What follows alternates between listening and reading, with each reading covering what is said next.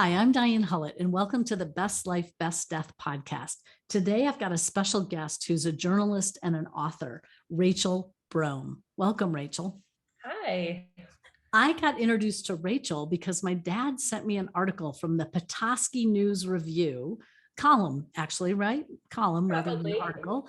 And Rachel was talking about grief. And I really loved the way the column was written. And I kind of followed through. I said, well, wait a minute, I'm going to look this person up. Rachel now lives in Minneapolis. She's written an incredible book called Widowland. And she's here today to talk about her story and also kind of some pieces about what matters when people are grieving, how we can be helpful, what we can do to both sort of get ourselves through it and help others get through it. So welcome, Rachel. Oh, thanks, Diane. Tell us about, your story and what has brought you to be a writer and what happened that changed your life. Sure. Well, I am one of those few people that grew up knowing that I was going to be a writer of some kind. And I come from the world of journalism. So I worked in television and newspapers. And now I work as a freelance writer.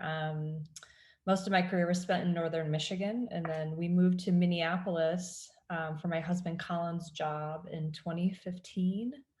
Our son had just finished kindergarten. It was a great time to leave if we were going to leave. We fell in love with Minneapolis. And Colin was a bike commuter. He developed a love of cycling when we moved to Minneapolis, and he rode about, I don't know, it was like 15 miles to work every day, most days.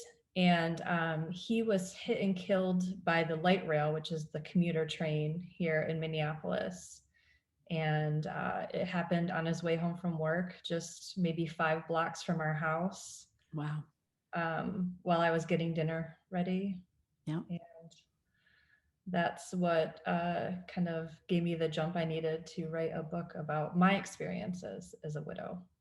Absolutely. Absolutely. And what I think is really interesting about your book is instead of it being kind of a narrative that's kind of a straight, direct, linear story about what happened or you're in Colin's life, it's much more journalistic feeling, and it bounces kind of each chapter kind of bounces to different places. Some are memories, some are present time, some are what happened that day, and some are letters to Colin. And it's just got this really moving quality to it. I loved reading it. I highly recommend it. And Rachel has her experience, and then she takes that experience and really helps us see how her experience is a universal experience. Although we were just talking before we hit record, how also every death is just so different. It just, the people around it and how the person dies, and they're just incomparable, whether it's a sudden death or a long expected death.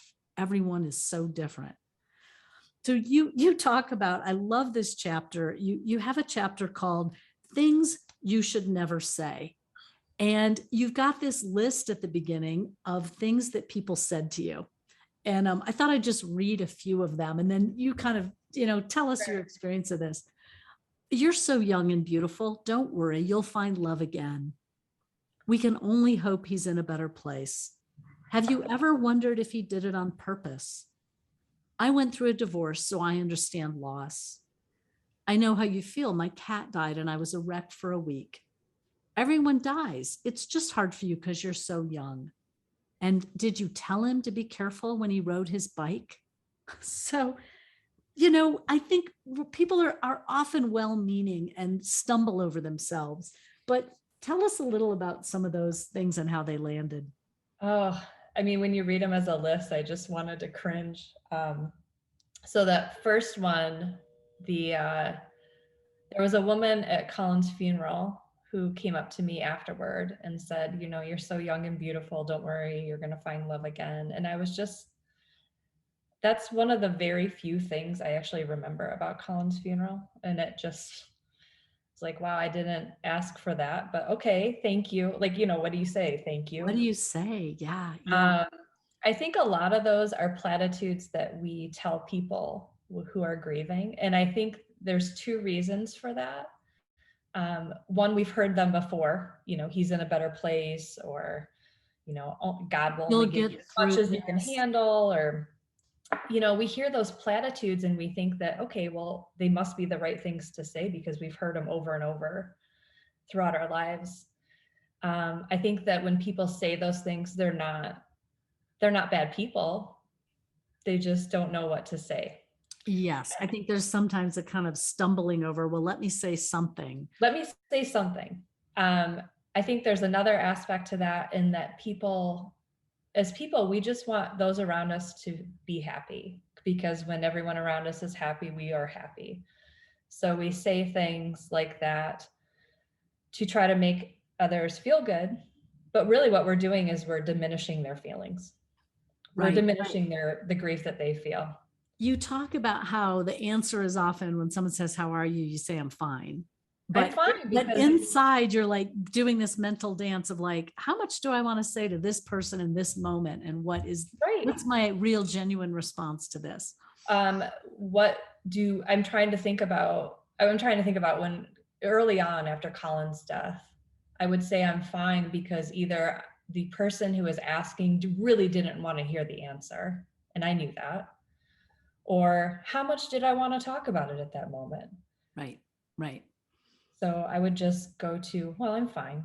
right. I mean, how are you is kind of the wrong question. Probably there's maybe a different phrase. Right, right. And I don't know exactly what that'd be. I think it depends on the person. Right. But, maybe how are you doing today? Yes. You know, Or I've make been it small. thinking of you a lot with all you've been going through. Something, Right, something a little bit less asking of the person to respond with the depth of what's happening for them. right. Now, how are you? Well, let's ask about how all your grief is today, and maybe they don't want to talk about that. Right, right. Right. What about this one about, do you think he did it on purpose? Yeah, that's a question that I only remember being asked of me once. However, I have a lot of friends who were close to Colin who have been asked that.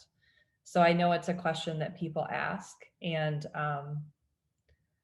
I don't really know how I feel about it. I feel like it's kind of a nosy question, but I know that as humans, we're kind of nosy sometimes. I guess it's like, what I was struck by, you say so clearly at some point in the book, you talk about, accidents happen. Like that's why they're called accidents. And I think we don't like accidents. So we want to feel Right, some control. I think saying, could it have been on purpose is some way to grasp control from a terrible accident. right, right. And, I know it was an accident because there's a lot of factors, but I read the police report, I read witness statements. I know it's an accident, but not everyone knows all those details. And I think you're right. People don't want to think about, oh, this could happen to me. This could happen to someone I love. Right. So I think asking if he did it on purpose is a great way to dismiss and like kind of shove those feelings of fear that you might have of it happening to you. Yes. Yes. I think that's exactly right. And what about the one about this? Did you tell him to be careful? I told him to be careful every day. Yeah. My last text message to him was actually be careful. Yeah. Yeah. And I don't know if, maybe I didn't tell him that enough. Like if it would have helped something, like, I don't know why that's a question. Did I tell him Right. to be careful? Right. Right. Does that matter in the case of Was life he and thinking, well, accident? my wife didn't tell me to be careful today, so I'm not going to be. Right. So I did something reckless. Yeah. You have a great chapter, another chapter called I Am Not Brave. And you talk so eloquently about people you believe are brave, the first responders who run into a building, someone who signs up for the military, they're an activist stepping forward in some way. You say, these are brave people. I'm not brave.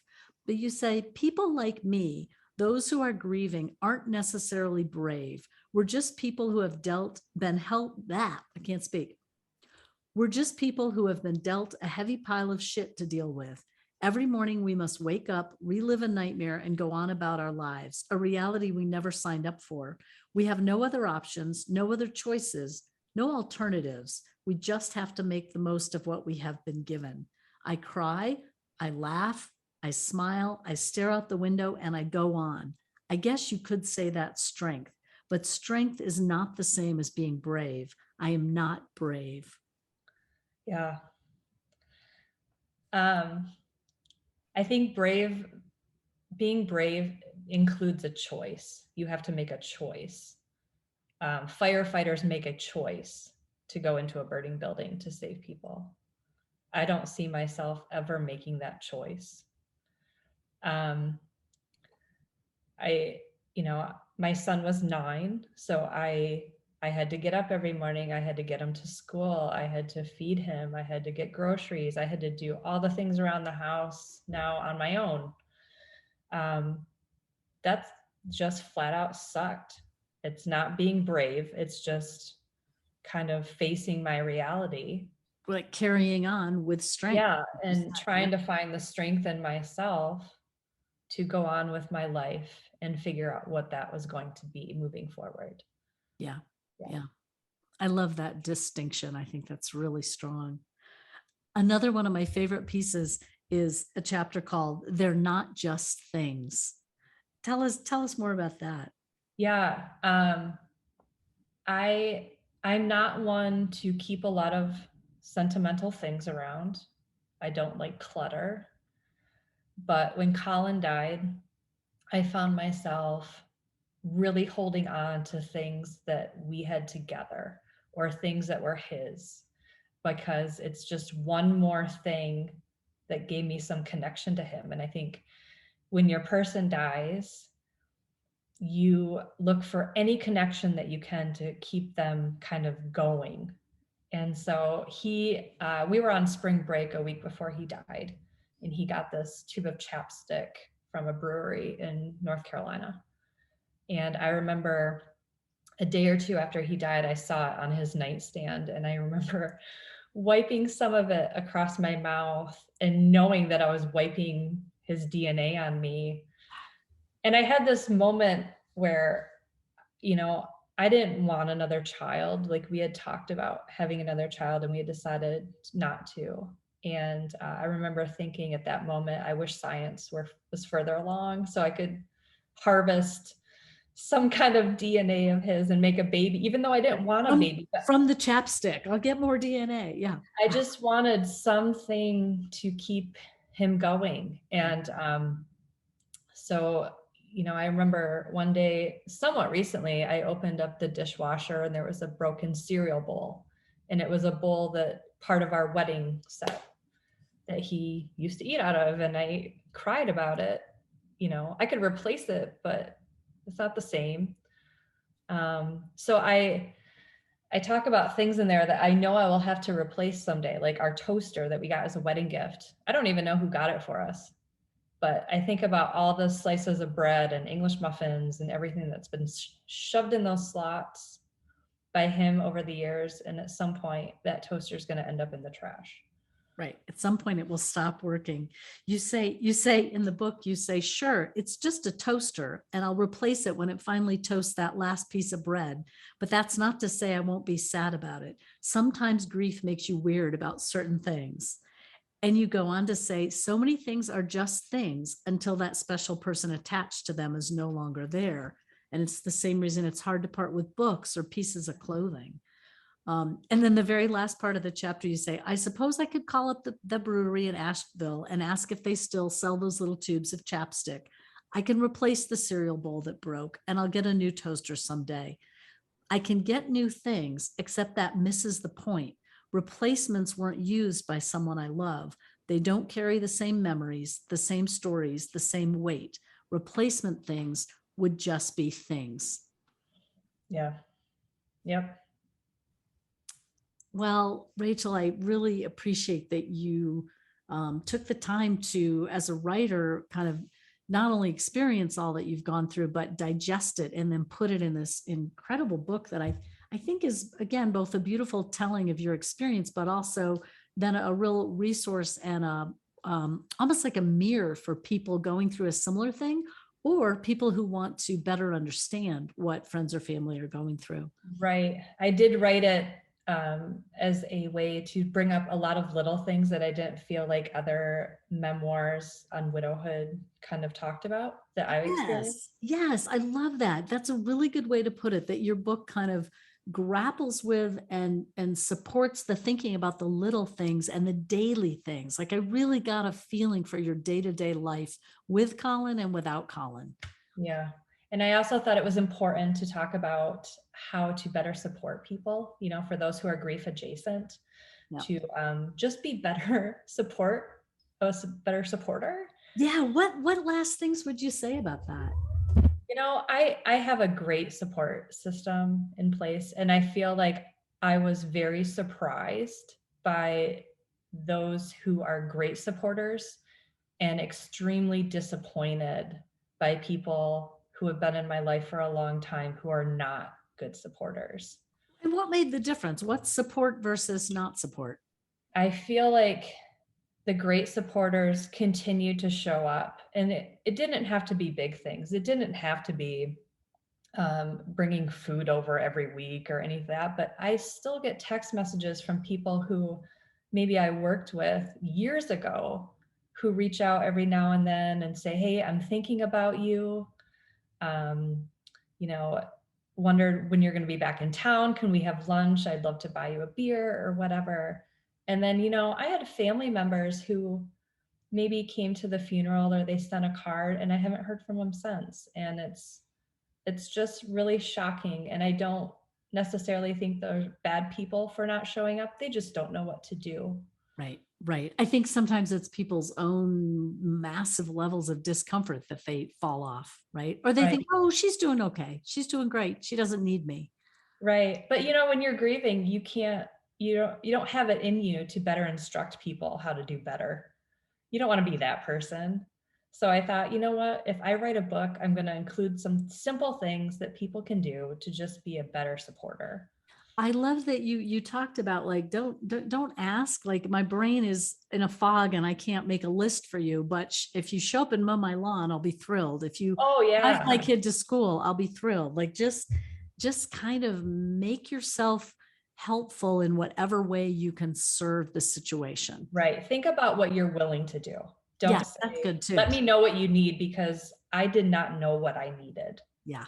Yeah. But when people showed up to shovel my sidewalk or help mow the lawn or drop off a bag of just simple groceries like bread and milk and cereal, that was the best. That was So the helpful. absolute best. Yeah. Well, thank you so much, Rachel. Yeah, I'm just speechless at your experience and what you went through and your son went through. And I think your book is a great addition to the sort of grief literature that's out there, whatever you would call this genre. Widowland is the name of the book, and Rachel's name is Rachel Brougham, spelled Brougham. And you can find her book at rachelbrougham.com, and that will take you to Black Hat Press. And if I can help get this book on Amazon, I will be doing so, because I just think it should be so accessible to people. Oh, thanks, Diane. Anything else you want to add for people?